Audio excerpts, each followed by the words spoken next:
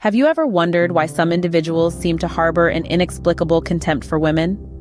This question may seem puzzling to many, but it's a reality that lies at the intersection of two complex psychological concepts: narcissism and misogyny. Narcissism, a term stemming from Greek mythology, is defined as excessive self-love or self-centeredness. This personality disorder is characterized by an inflated sense of self-importance, a deep need for excessive attention and admiration, and a lack of empathy for others. On the other hand, misogyny, a term rooted in ancient Greek culture, refers to a deep-seated prejudice against women. It's often expressed through acts of hostility, violence, and discrimination, and it's typically driven by the perceived threat to a male's social status or power. Now imagine these two characteristics converging within a singular individual. The result? A dangerous intersection that can lead to harmful perspectives on women and their need for protection. Let's ponder upon a few real-life instances that illustrate this intersection. Consider John, a charismatic and successful businessman. To his colleagues and friends, he's a confident leader. But beneath this facade lies a narcissistic personality coupled with a deep-seated misogyny. He views women as inferior beings who threaten his sense of power and control, leading him to belittle and undermine them at every turn. Or take Michael, a popular athlete. His narcissism is fueled by constant praise and attention. Meanwhile, his misogynistic beliefs are deeply ingrained, leading him to disrespect and objectify women. He denies them the protection they deserve, justifying his actions with a distorted sense of entitlement. These examples illustrate how the intersection of narcissism and misogyny can lead to harmful perspectives on women and protection. It's a complex issue, one that can't be solved with a simple prescription. It requires a deep understanding of the underlying psychological factors and a willingness to challenge these toxic beliefs. As we delve deeper into this issue, it becomes apparent that the roots of such perspectives lie in a complex web of psychological factors. In many instances, the worldview of male narcissists is shaped by a harmful concept known as toxic masculinity. This is a pervasive social construct, a set of norms that promote aggression, lack of emotion, and dominance as the primary indicators of masculinity. Toxic masculinity shapes the perspective of male narcissists in a way that is harmful not only to themselves, but also to those around them, particularly women. It forms a lens through which they view and interpret their interactions with the opposite sex, often leading to damaging perceptions and behaviors. In this warped worldview, women are often seen as needing protection, not because they are valued, but because they are perceived as weaker. This perspective is not only demeaning but also dangerous, as it can justify a range of harmful behaviors, from verbal abuse to physical violence. To illustrate, let's look at the case of John, a pseudonym, of course. John was raised in a traditional household where he was taught that men should be strong, emotionless, and dominant. As he grew older, he started exhibiting narcissistic tendencies, such as a lack of empathy and a desire for admiration. He viewed women as objects that needed his protection, leading him to control and manipulate them under the guise of caring for them. In a broader context, toxic masculinity not only shapes the worldviews of individual male narcissists, but also perpetuates damaging societal norms. It reinforces the stereotype that men should be dominant and women submissive, causing harm on a systemic level. It's important to note that not all men, or even all narcissists, subscribe to these toxic beliefs. However, when they do intersect, as in the case of John, they can lead to harmful perspectives on women and protection. So what can we do about it? Change starts with awareness. By understanding the role of toxic masculinity in shaping these harmful perspectives, we can begin to challenge them, promote healthier norms, and work towards a more equitable society. Toxic masculinity not only harms individuals, but also perpetuates damaging societal norms. Let's remember this as we continue our exploration in the next scene. Behind the bravado of some male narcissists lies a deep-seated insecurity. This may sound counterintuitive, given the confidence and self-assuredness that narcissists often display. However, beneath the surface, many harbor a profound unease, a fear of not being enough.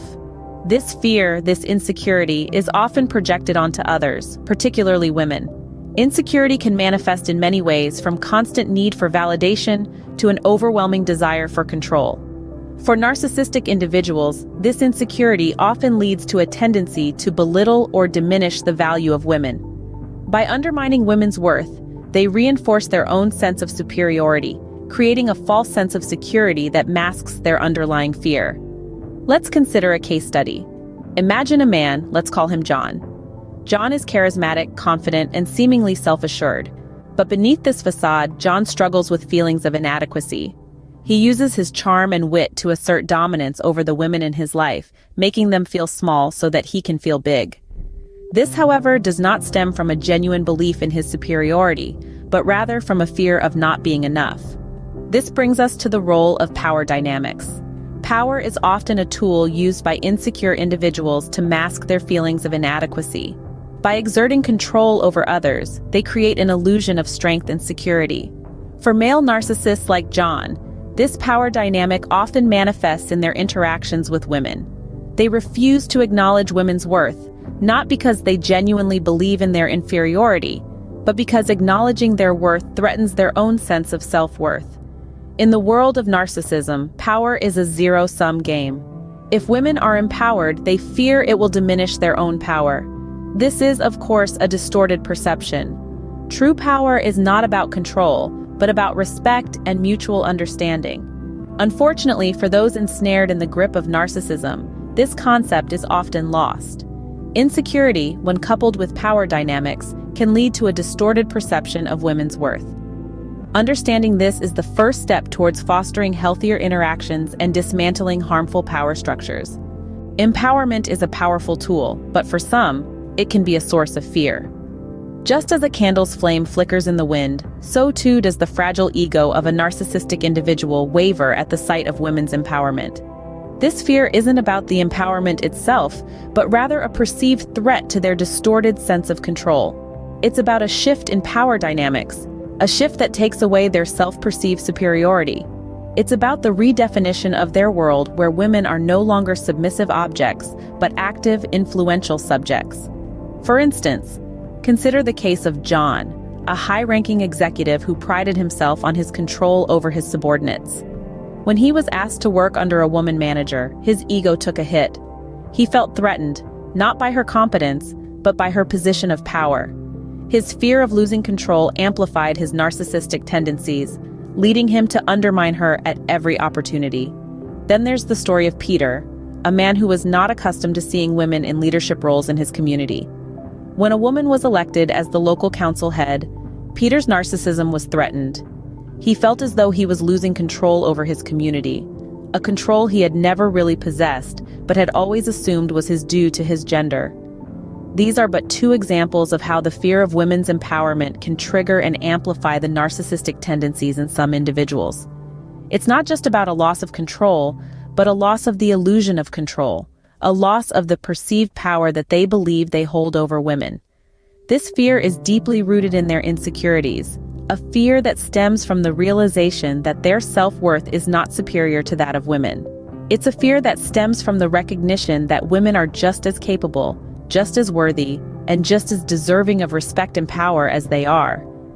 In the end, it's not about women's empowerment, but about their fear of losing control, their fear of being seen as equals, their fear of being stripped of their perceived superiority. The fear of women's empowerment reveals a deep insecurity about losing control. Manipulation is a tool often used by those who wish to maintain control. Let's delve into the dark corners of manipulation tactics employed by some male narcissists, tactics used to justify denying protection to women. Firstly, it's essential to recognize that manipulation isn't always overt. It can be as subtle as gaslighting, a psychological tactic where a person makes someone else question their own reality or sanity. Picture a scenario where a woman expresses discomfort about a male friend's aggressive behavior. The narcissist might dismiss her concerns, accusing her of being overly sensitive or paranoid, thus negating her feelings and experiences. Another common tactic is deflection. If a woman calls out a man for his misogynistic behavior, he might deflect the issue by pointing out her flaws or accusing her of being the real problem.